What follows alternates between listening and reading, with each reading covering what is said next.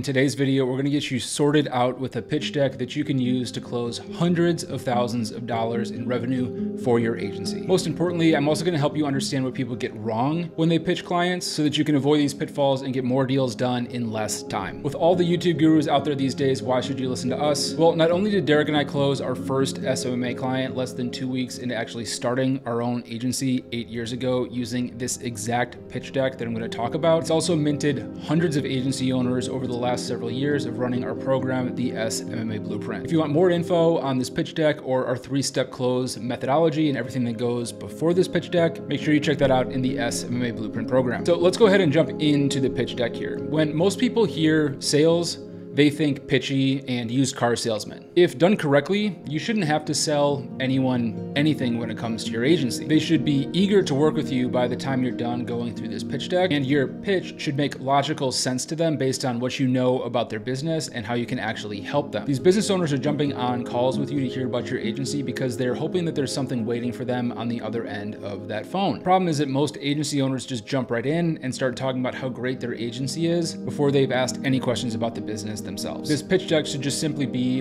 a solution presented to their needs with a price that makes sense based on where they're at today. So before we get to this pitch deck, the first thing that we want to do after somebody expresses interest in hearing about our agency and how we might be able to help them is set up what's called an introductory call. During this call, you want to do what's called a needs analysis. Instead of pitching our agency in this needs analysis call, we ask questions about where their business is at today, what they've tried when it comes to social media, goals that they have for their business, and the gap that's in between where they're at today and where they actually want to be, because that's where our opportunity is. We want to understand what they've tried in the past because we wouldn't want to put together a proposal that just does the same thing in the same way that it was done before. It's very, very rare, unless we feel like we have a one-call close on our hands where people are really eager to do business with our agency, that we'll talk about pricing, services that we provide, or really anything about our own agency in this introductory call. It's really intended to be all about the business owner that we're speaking with and their needs. Once we have the answers to these questions, we have everything that we need in order to close them as a client. We call this whole process the client meeting guide, and that's another asset that you can get in the SMMA Blueprint program. Every business has goals that they want to achieve, and they almost always have some sort of gap in capacity or client retention that's standing in the way of them actually realizing their full potential as a business. This is the opportunity that we have to sell them as a client. Unless they are 100% capacity, unless they need no more clients, they have the potential to be an agency client for your business. Now, if you haven't already, in the description down below is a link to the pitch deck that I'm going to pull up on the screen here. You can grab that completely for free, and you'll be able to customize it to your business and your needs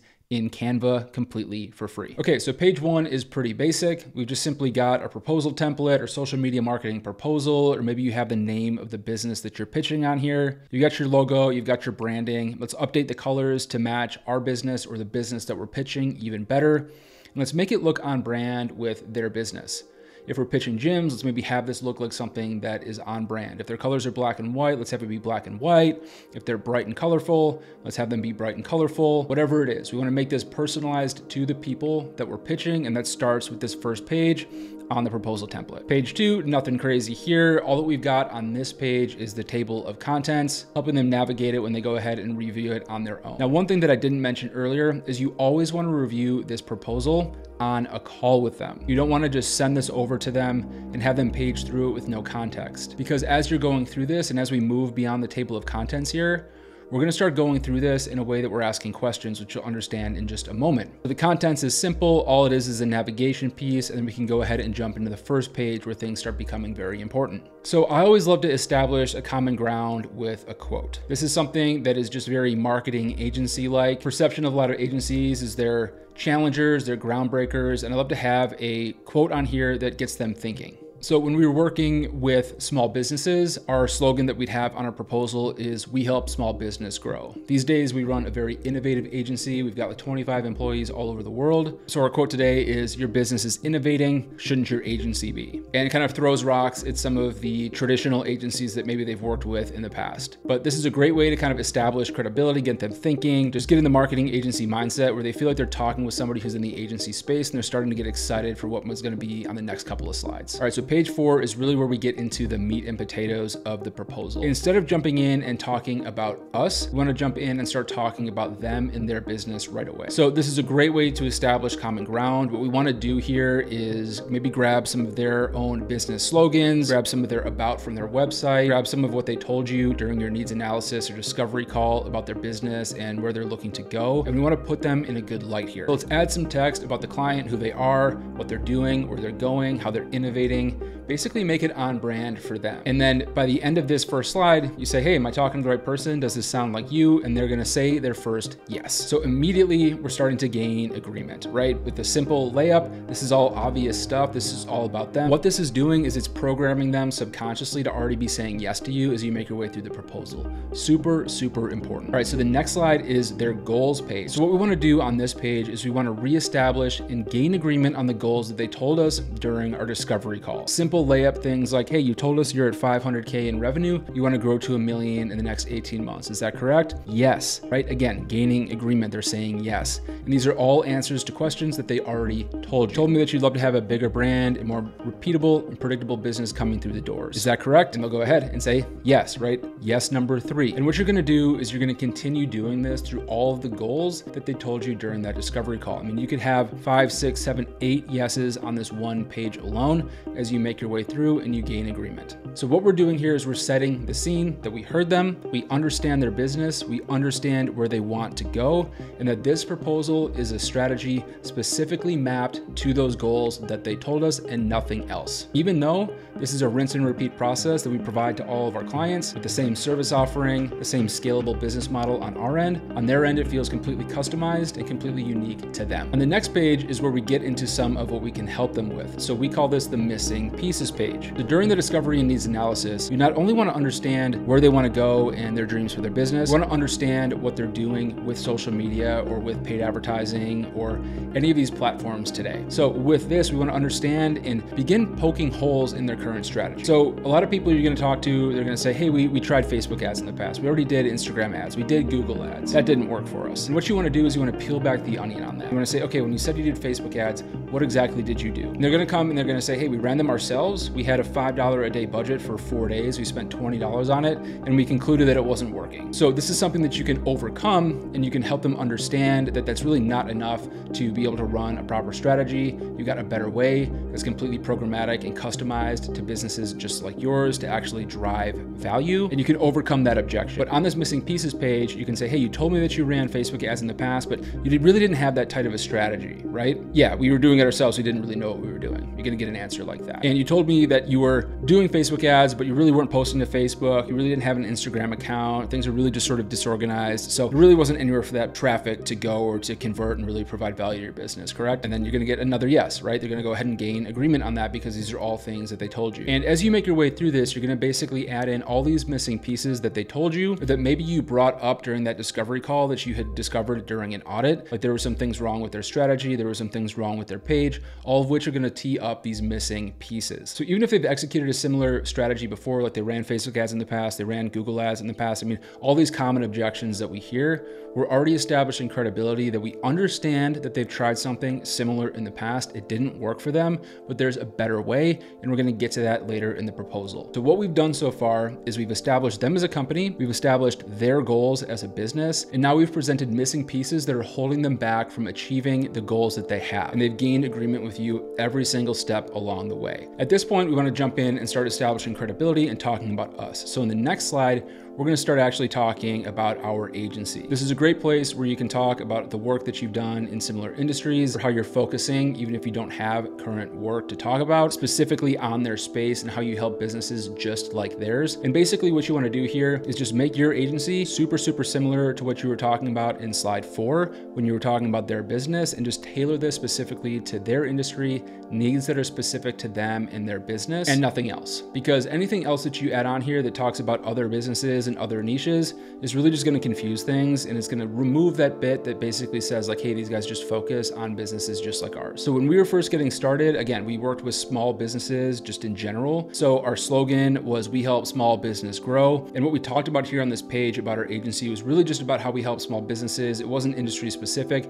but it was very, very specific to the needs of small business owners specifically. And I can't tell you how many deals we closed because people heard that and they're like, oh, I really loved when you talked about the fact that you work with small businesses, because we're a small business and we need an agency that understands our specific needs. So it just completely teed them up to start doing business with us from this slide. After we talk about us and we establish credibility and how we help businesses like theirs, the next thing that we're going to talk about are our actual proposed services. So now you notice I haven't talked about any of what we actually do in the discovery call, in the intro, any of that until we've gotten here to page 8 of the proposal, where we're finally going to go ahead and start talking about that. So what we want to do here is we want to go ahead and start talking about these services. And we want to say, hey, I know that you mentioned that you had done Facebook ads in the past. Sounds like you didn't really have a strategy that really worked very well. What I'm going to talk about in this proposal and the services we're providing is very different than what you did before, because we're going to stack all of these on top of each other and we're going to run these ads in a way that actually drives it to that other thing that you mentioned that you really weren't doing very well, which is a well-branded page with a well-executed lead capture mechanism to actually convert that traffic. I also think it's really important that we have some funnels to capture that traffic. We've got a system that we can establish for your company. It's going to help capture that traffic using a thing called funnels. And it's going to go ahead and capture these email addresses so we can remarket to them through something called follow-up funnels, right? So what I'm doing here is I'm telling them specifically, hey, here's your missing pieces. Here's everything that didn't work well for your business last time.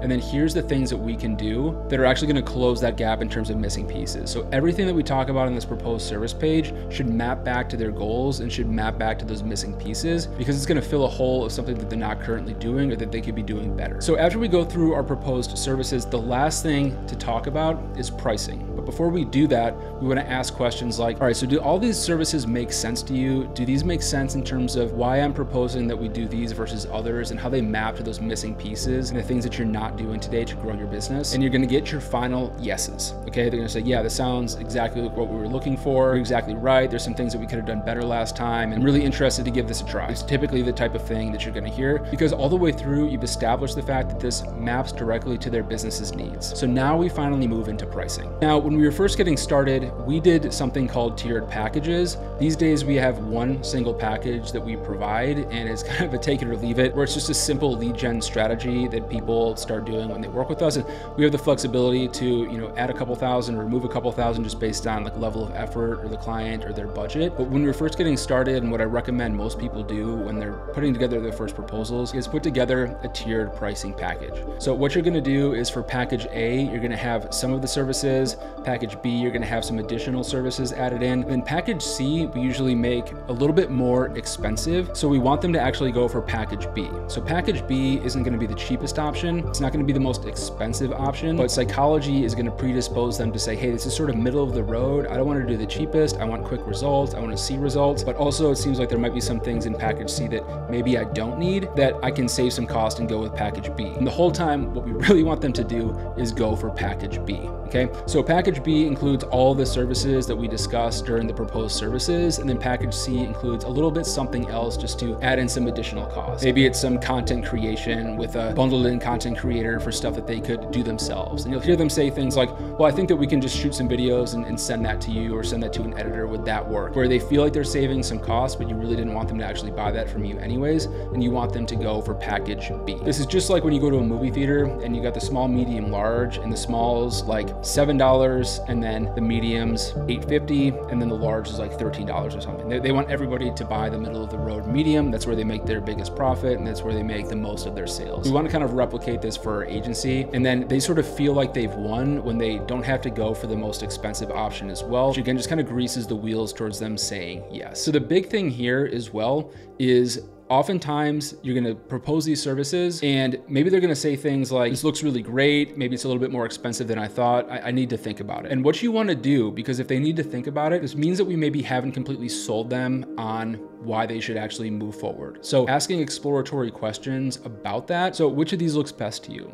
right? Is there anything that's kind of standing in the way of you thinking that this is a slam dunk to grow your business? And what they'll actually end up doing is either saying things like, I really just need to think about it, which you need to respect. They probably are going to become a client if you just give them space to go and think, or they're actually going to come through and start saying and venting some objections that they have. And you're going to have that opportunity to actually overcome those objections when you have them live at the call. So you don't want to leave it on I need to think about it and not ask some simple exploratory questions before you go ahead and end the call with them. Finally, if they need to think about it, I'm a big fan of always trying to schedule a follow-up just to regroup and kind of revisit and hear their thoughts. So I'd set this up for 2 or 3 days after the proposal if it's kind of left at that I need to think about it stage, so that they can go and think about it, but you have a hard deadline where you can jump on and then hear any questions that you might have. If you don't schedule that live on the call, you might end up email chasing them for a while, or they might go cold on you if they kind of talk themselves out of doing business with your agency. So by doing this, you're just going to dramatically increase the chances of them becoming a client, because you're going to have those chances to overcome any objections that they might have or to get that deal done on that follow-up call. All right, I know this is a ton of information. This is only one piece of everything that we talk about in the SMMA Blueprint program. So if you're looking for hundreds of other assets like this proposal, go ahead and check out the SMMA Blueprint program. If you're just getting started on your agency journey, a great video to watch after this one would be this one right here, where my business partner Derek talks you through how to actually get an agency started completely for free. Don't forget to grab the template in the description down below, subscribe to the channel, and we'll see you in the next video.